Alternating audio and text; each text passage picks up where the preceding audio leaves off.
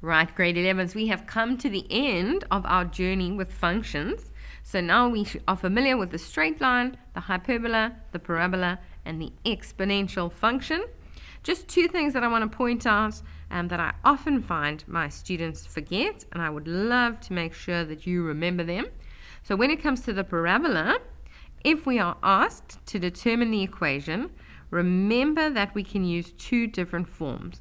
If we are given the turning point, then we are going to use this formula, x plus p squared plus q. Okay, so that's when the turning point is given. Alternatively, if we are given two x-intercepts, we're going to use this formula, x minus x1, x minus x2. Okay, so this I find my students don't remember, and then they lose marks unnecessarily. So please pay attention to the fact that the parabola can come at you in three different formats, but when you are asked to determine the equation, these are the two that are super helpful. Then, if we move on, the hyperbola has also got some equations that often get forgotten, and those are the equations of the axes of symmetry. Okay, so there's a lot of information about all of these different functions, but these are the ones I would love to see more students remembering. So if ever you get asked, what is the axis of symmetry of a hyperbola, then remember you've got two options. We've got the one with the positive gradient, y equals x plus c, or the one with the negative gradient, y equals minus x plus c. And then what we want to do is you want to sub in the intersection there of those two asymptotes. So basically that's the value minus p and q, and you want to sub those in the place of x and y. Okay, so loads of important information to remember about functions, but like I said, these seem to be forgotten often, and this is just a bit of theory that if you know it, you are in a better position to answer the questions in a test. Okay, this video is going to focus specifically on what to do when we are given functions in a test and what type of questions can we expect to see. So let's look at some examples now. The graphs f of x equals minus x squared minus x plus 6. So that straight away I can identify as the equation of a parabola. And g of x equals mx plus c, that's the equation of a straight line, are sketched below. The first question, determine the x-intercepts of f. Okay, so we should be familiar with this now. To get any kind of x-intercepts, we let y equal 0. Okay, so in this equation, f of x, remember that the f of x represents y, and that is what we are going to let equal to 0. So we're going to say 0 is equal to minus x squared minus x plus 6, and now we're going to solve. Okay, the first thing I like to do is just get rid of that minus, so I'm going to multiply everything by a minus. 0 times a minus is just 0, minus x squared times a minus, minus x times a minus, positive 6 times a minus. That just becomes much more factorizable. Okay, now we're going to say we need the factors of 6 that can give us a positive 1.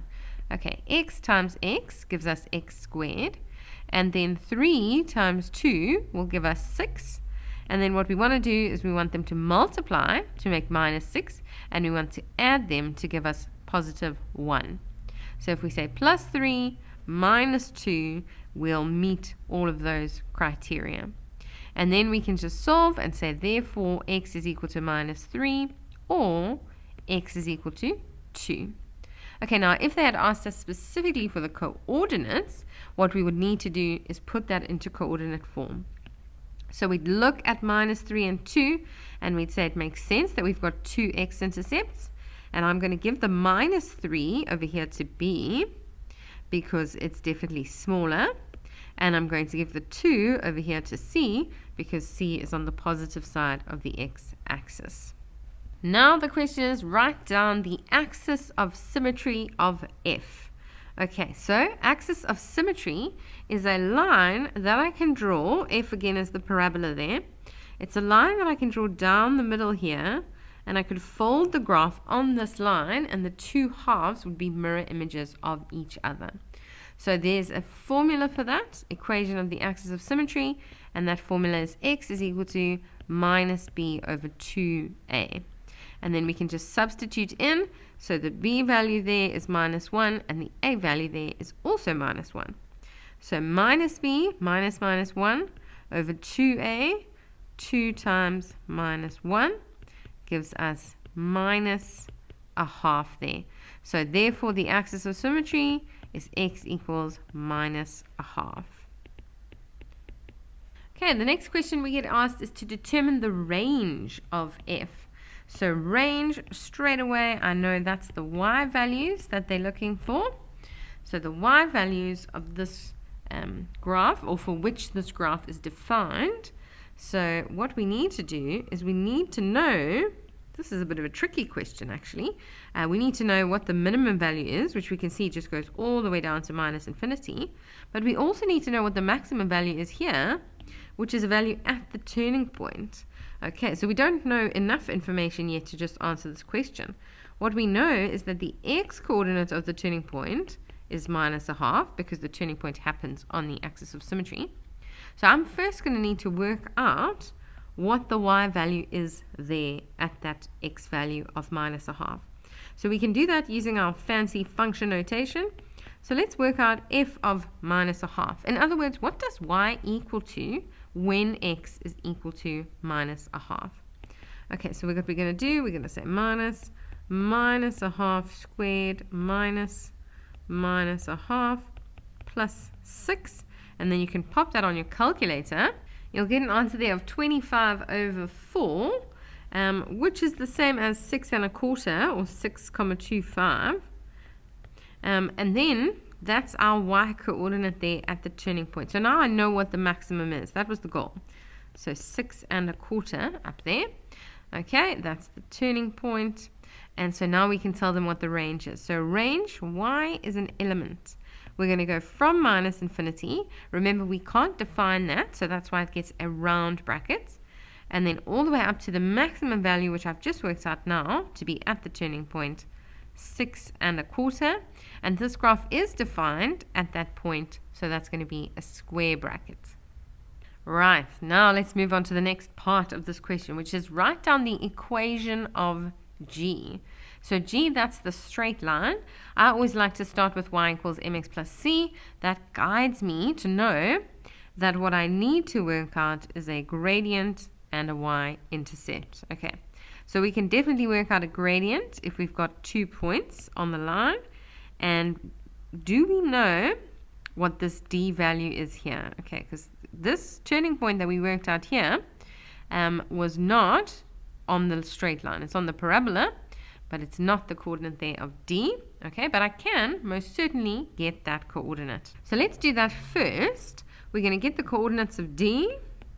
Coordinates of d. And it's a y-intercept, which means we're going to let x equal 0. So we can just actually look at that equation and say, well, it's going to be minus 0 squared minus 0 plus 6. That's just going to be the value 6. So this now has coordinates 0 and 6, which means I have enough information now to work out the gradient of that line. So we're going to say y2 minus y1 over x2 minus x1. Let's do that. 6 minus 4 over 0 minus minus 2. And that gives us 2 over 2, which is a nice gradient there of 1. And then I can say, well, that's making progress. Y is equal to 1x plus c. And then I can substitute in any point on that straight line, and that'll give me the c value. So let's substitute in that point minus 2 and 4.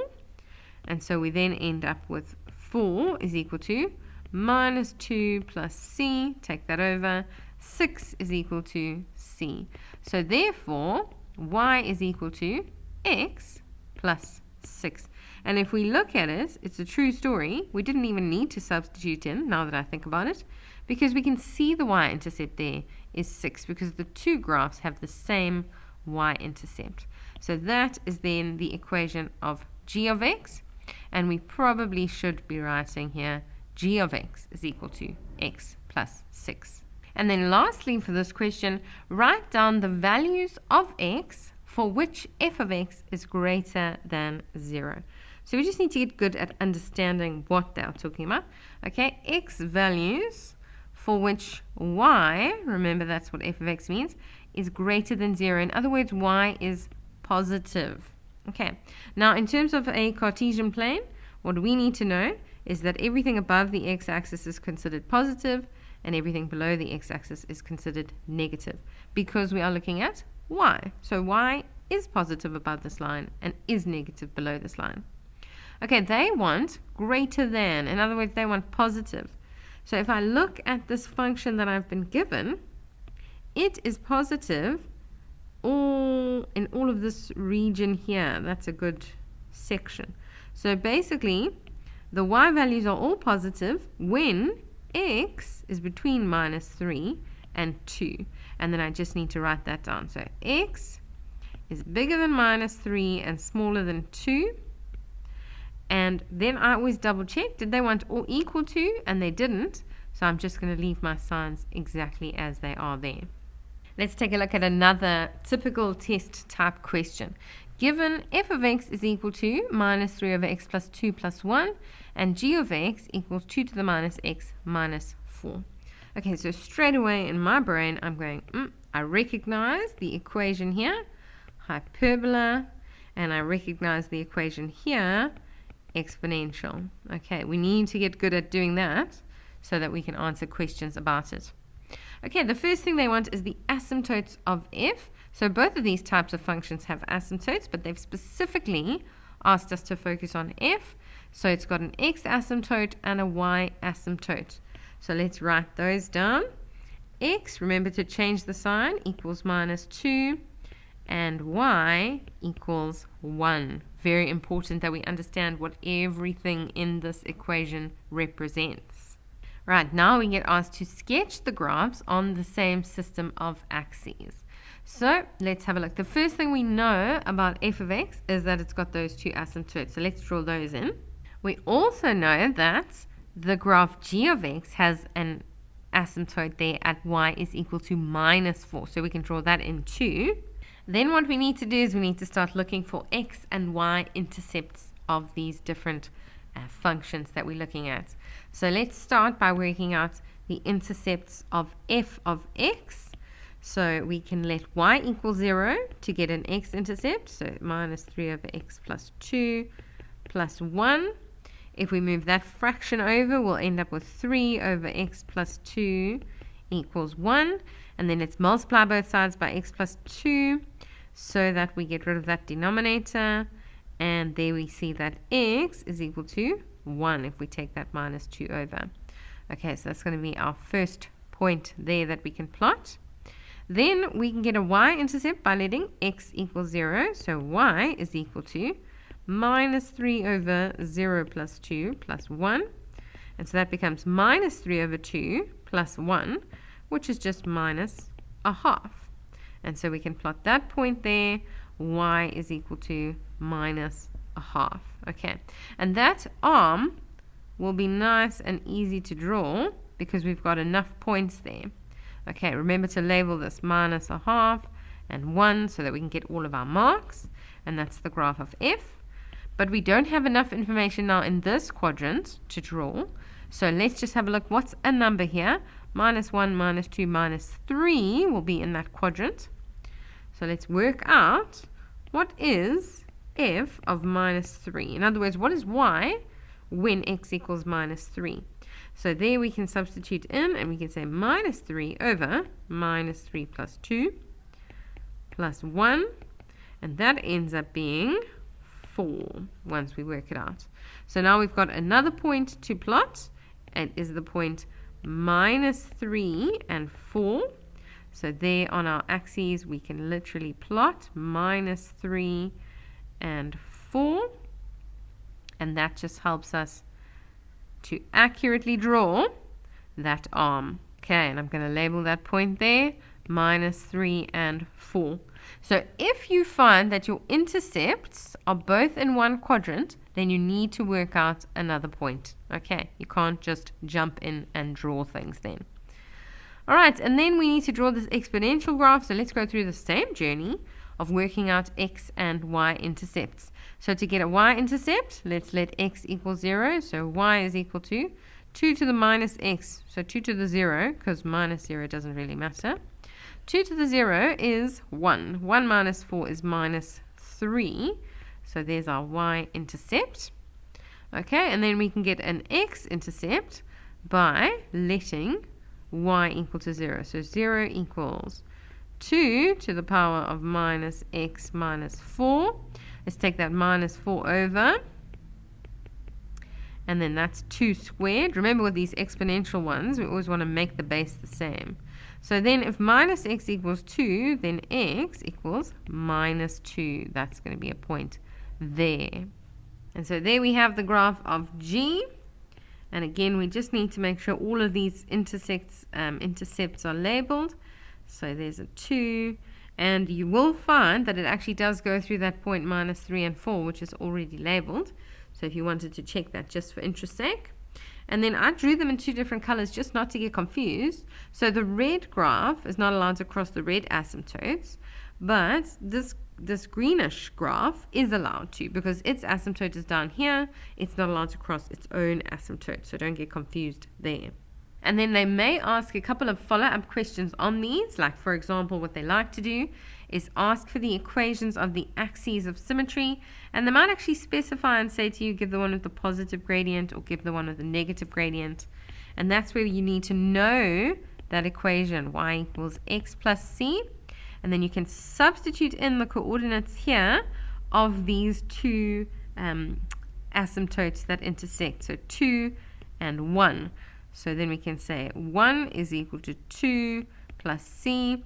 If we solve that, we'll see that c is equal to minus 1.